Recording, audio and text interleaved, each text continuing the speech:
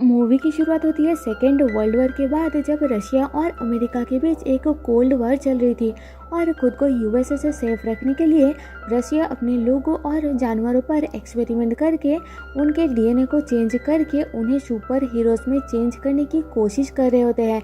लेकिन ये experiment only कुछ ही लोगों में सफल होता है और उन लोगों में अलग अलग सुपर पावर्स आ जाती है और इन्हीं पावर्स के कारण वो लोग सुपर हीरो बन जाते हैं।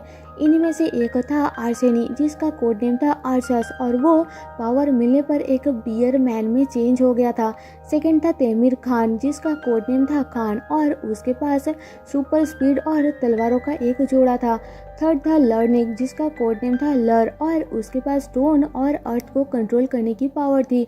और फोर्थ थी जेनिया, जो कि पानी के अंदर इनविजिबल हो सकती थी और जब चाहे बॉडी का टेम्परेचर चेंज कर सकती थी और पानी में अपना बॉडी भी चेंज कर सकती थी। ये 4 सुपर हीरो मेन होते हैं। इन सब एक्सपेरिमेंट को एक प्रोफेसर हेड करते हैं और इस मिशन को पैट्रियट ऑर्गेनाइजेशन के द्वारा चलाया जाता है। पर ऑगस्ट नाम का एक साइंटिस्ट भी अपने मॉड्यूल 1 प्रोग्राम में इसी तरह से सेम एक्सपेरिमेंट कर रहा होता है, पर उसके सारे एक्सपेरिमेंट फेल हो जाते हैं, जिस कारण ऑगस्ट गुस्से में आकर एक खुफिया जगह पर इलीगल तरीके से अपने एक्सपेरिमेंट अपने ऊपर और कुछ बेकसूर लोगों पर कंटिन्यू करता है। जब गवर्नमेंट को इस बारे में पता लगता है तो वो उस पर अटैक कर देते हैं, पर ऑगस्ट पैट्रियट लैब पर बॉम्ब लगाकर उसे डिस्ट्रॉय कर देता है, जिस कारण सारे मिलिट्री मारे जाते हैं। पर ऑगस्ट अपने ऊपर लगे केमिकल के कारण बच जाता है। वो अपनी बॉडी को रिबिल्ड करता है और इतना ज़्यादा पावरफुल बन जाता है कि उसका बॉडी देखने में जानवर जैसा लगने लगता है। वो अपनी पावर से मशीन को कंट्रोल और इलेक्ट्रिसिटी पैदा कर सकता था।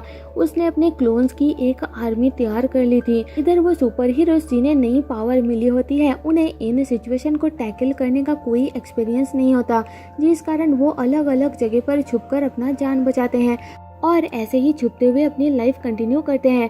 फिर हम मिलिट्री को अपने रोबोट्स को टेस्ट करते हुए देखते हैं ताकि ये रोबोट्स फ्यूचर में होने वाली वॉर में उनका साथ दे सके। पर अचानक वो रोबोट्स उनके ही टैंक को तबाह कर देते हैं और साथ ही साथ कंट्रोल सेंटर को भी डिस्ट्रॉय कर देते हैं, जिस कारण बहुत से सोल्जर्स मारे जाते हैं।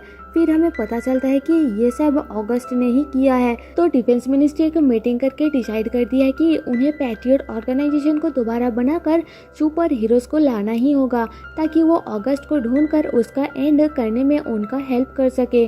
और इस मिशन का हेड मेजर एलिना को बनाया जाता है, जो कि अपनी टीम के साथ सुपर हीरोज की तलाश शुरू कर देती है।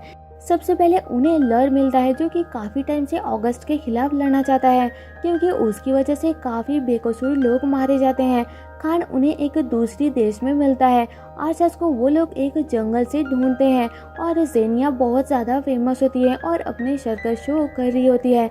ऑगस्ट के साथ दुश्मनी होने के कारण वो सब गवर्नमेंट का साथ देने के लिए मान जाते हैं। फिर वो लोग डिसाइड करते हैं कि ऑगस्ट को ख़त्म करने के लिए उन्हें सबसे पहले उसका फर्स्ट लैब को ख़त्म करना पड़ेगा। फिर जब वो लोग उसकी लैब की लोकेशन पर पहुंचते हैं तो ऑगस्ट की आर्मी पहले से ही उन्हें रोकने के लिए वेट कर रहे होते हैं। जेनिया अपनी इनविजिबल होने की पावर का यूज़ करते हुए आगे बढ़ती है तो ऑगस्ट की आर्मी उसके ऊपर फायर करने लगती है, जिस कारण वो फ्रीज हो जाती है। आर्सस और खान भी उनसे लड़ने के लिए आगे बढ़ते हैं और बहुत से लोगों को मार भी देते हैं, पर ऑगस्ट की आर्मी उन पर इंजेक्शन फायर करती है, जिस कारण वो फेड हो जाते हैं।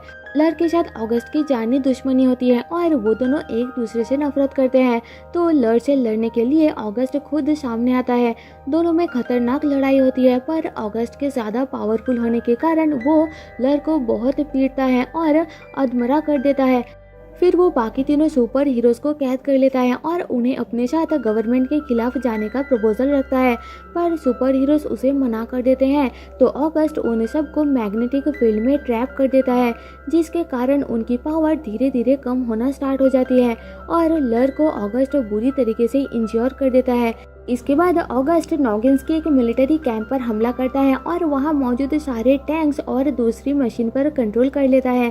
इन मशीन और टैंक की मदद से वो मॉस्को पर हमला करके उस पर कब्जा कर लेता है और मॉस्को के ऑस्टेनकिनो और फेडरेशन टावर पर कब्जा करके अपनी मॉड्यूल 2 प्रोजेक्ट की तैयारी करना स्टार्ट कर देता है। इन टावर की मदद से वो एक पुरानी सोवियत सैटेलाइट के थ्रू अर्थ की बाकी सैटेलाइट को सिग्नल भेजकर वर्ल्ड की सारे टेक्नोलॉजी को कब्जा करना चाहता था। था ताकि सारे मिसाइल, टैंक्स, हेलीकॉप्टर्स उसके कब्जे में आ जाए और वो सारी दुनिया पर राज कर सके।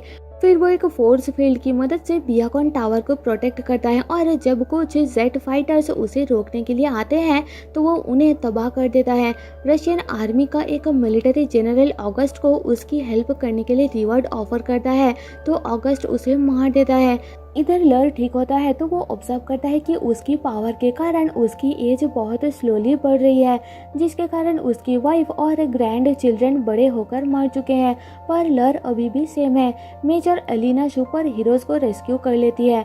ऑगस्ट की पावर को अच्छे से समझने के लिए उसके एक पुराने साथी को ऑगस्ट का एक क्लोन दिया जाता है, पर ऑगस्ट उसे मारने के लिए एक जहरीली गैस छोड़ देता है। इधर अलीना ऑब्जर्व करती है कि सुपर हीरोज के पास लड़ने की एक्सपीरियंस नहीं है, इसलिए वो उन्हें प्रॉपर ट्रेनिंग और नए शूट्स और वेपन देकर ऑगस्ट से लड़ने के लिए तैयार करती है। फिर सुपर हीरोज को लड़ने के लिए मॉस्को भेजा जाता है। जेनिया और आर्चर्स गलियों के अंदर से आगे बढ़ते हैं। लर उसके कुछ सोल्जर्स को पार्किंग के अंदर मार देता है और खान एक एयरप्लेन की मदद से ऑगस्ट के फोर्स फील्ड के ऊपर उड़ने की कोशिश करता है। लर, आर्चर्स और जेनिया एक शॉपिंग मॉल के साथ लगी पाइप के थ्रू ऑगस्ट के बियाकन टावर में घुसने की कोशिश करते हैं, पर ऑगस्ट की आर्मी एक दूसरी पाइप पर होते हैं और उन पर हमला कर देते हैं। उनको बचाने के लिए खान एक रस्सी के थ्रू नीचे कूदकर उनकी पाइप काट देता है, जिससे ऑगस्ट के सोल्जर्स नीचे गिर जाते हैं। इसी के साथ सुपर हीरोज ऑगस्ट के बियाकन टावर में पहुंचकर उसके पावर सोर्स को रोकने का तरीका सोच ही रहे होते हैं कि तभी जेनिया उस पावर सोर्स को पकड़कर शॉर्ट सर्किट कर देती है, जिसके कारण बियाकन टावर का पावर कट हो जाती है और पावर फील्ड भी रुक जाती है। पर जेनिया बहुत ज़्यादा घायल हो जाती है। फिर वो तीनों टावर के टॉप पर पहुंच के ऑगस्ट से लड़ने का ट्राई करते हैं, पर ऑगस्ट ज़्यादा पावरफुल होने के कारण उन्हें हरा देता है।